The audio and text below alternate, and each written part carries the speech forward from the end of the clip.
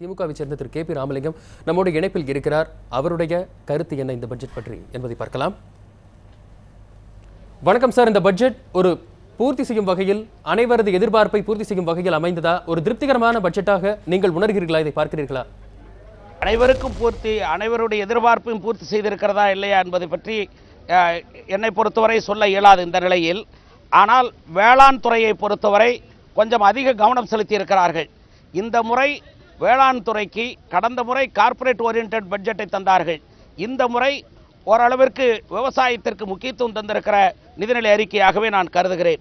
குறிப்பாக சொல்லப்போனால் 97 லட்சம் மெட்ரிக் டன் அளவிற்கு புதிதாக மத்திய தொகுப்பிற்கு ப்ரொக்யூர்மெண்ட் செய்யப்படும் என்ற அறிவிப்பை வெளியிட்டிருக்கிறார்கள். இது காவிரி டெல்டா பகுதியிலே விளைவிக்கக்கூடிய நெல் விவசாயிகளுக்கு இது பயன் தர திட்டமாக இது அமையும் என்று கருதுகிறேன். அது மட்டுமல்ல, 28 லட்சம் ஹெக்டர் நிலங்களை பாசன பகுதியாக மாற்றப்படும் என்ற அறிவிப்பை வெளியிட்டிருக்கிறார்கள். இது மாற்றப்பட்டால் வரவேற்கத்தக்கதான். ஆனால் எப்படி மாற்றப்போகிறார் என்பது தெரியவில்லை. அவர்களுடைய எதிர்பார்ப்பு ஒரு மைக்ரோ இரிகேஷனை மட்டும்தான், சொட்டு நீர் பாசனத்தை வைத்துத்தான் மாற்றலாம் என்று கருதுகிறார்கள் என்று கருதுகிறேன். ஆனால் அது நிறைவேற்ற இயலாது. அதே நேரத்தில் நதிகள் இணைப்புத்தான் இதற்கு சாத்தியமாக அமையும். நதிகள் இணைப்புக்கு அவர்கள் எந்த ஒதுக்கீடையும் வழங்கவில்லை. அதுவும் குறிப்பாக தென்னக நதிகளையாவது இணைத்திருக்கலாம். அதற்கு எந்த ஒதுக்கீடும் வழங்கவில்லை. ஒருவேளை இனி வருகிற காலத்திலே ஒதுக்குவார்களோ என்னவோ தெரியவில்லை. காவேரி ஆணையத்தை பற்றியும் அவர்கள் குறிப்பிடவில்லை. இவைகளெல்லாம் ஒரு இடர்பாடுகளாக இருந்தாலும் கூட ஒட்டுமொத்தமாக பார்க்கிற போது விவசாயத்துறைக்கு பயன்படுத்துகிற வகையில் ஒரு நேஷனல் டிசாஸ்டர் காலங்களில், ஒரு பேரழிவு காலங்களில் விவசாய நிலங்களுக்கு வழங்கப்படக்கூடிய காப்பீட்டு தொகையிலே அதற்கான சட்டத்திட்டங்களை மாற்றி அமைக்கப்படும் என்ற அறிவிப்பு வரவேற்கத்தக்கது.